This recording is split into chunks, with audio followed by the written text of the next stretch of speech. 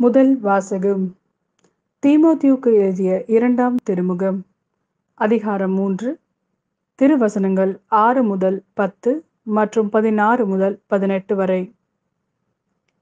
இத்தகையோரில் சிலர் வீடுகளில் நுழைந்து பேதை பெண்களை தம் வயப்படுத்திக் கொள்கின்றனர். இப்பெண்கள் பல்வேறு தீய நாட்டங்களால் கவரப்பட்டு பாவங்களில் மூழ்கியுள்ளனர். இவர்கள் ஓயாமல் கற்றுக்கொண்டே இருந்தாலும் ஒருபோதும் உண்மையை அறிந்து கொள்ள மாட்டார்கள். இயனே இயம்பீரே என்போர் மோசேயை எதிர்த்து நின்றது போல இம்மனிதர்களும் உண்மையை எதிர்த்து நிற்கிறார்கள். இவர்கள் சீரழிந்த மனம் கொண்டவர்கள், விசுவாசத்தில் தேர்ச்சியற்றவர்கள். ஆனால் இனி இவர்கள் அதிகம் முன்னேற மாட்டார்கள்.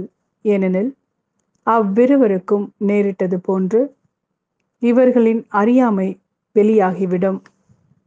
என் போதனை, நடத்தை, நோக்கம், நம்பிக்கை, பொறுமை, அன்பு, மன உறுதி ஆகியவற்றை பின்பற்றி வந்திருக்கிறாய். மறைநூல் அனைத்தும் கடவுளின் தூண்டுதல் பெற்றுள்ளது. அது கற்பிப்பதற்கும் கண்டிப்பதற்கும் சீராக்குவதற்கும் நேர்மையாக வாழ பயிற்றுவிப்பதற்கும் பயனுள்ளது. இவ்வாறு கடவுளின் மனிதர் தேர்ச்சி பெற்று நற்செயல் அனைத்தையும் செய்ய தகுதி பெறுகிறார். இது ஆண்டவரின் அருள்வாக்கு. இறைவா, உமக்கு நன்றி. மத்தேயு எழுதிய நற்செய்தி அதிகாரம் 23 திருவசனங்கள் 27 முதல் 32 வரை. வெளிவேடக்கார மறைநூல் அறிஞரே, பரிசேயரே, ஐயோ உங்களுக்கு கேடு! ஏனெனில் நீங்கள் கொள்ளையடித்த கல்லறைகளுக்கு ஒப்பானவர்கள்.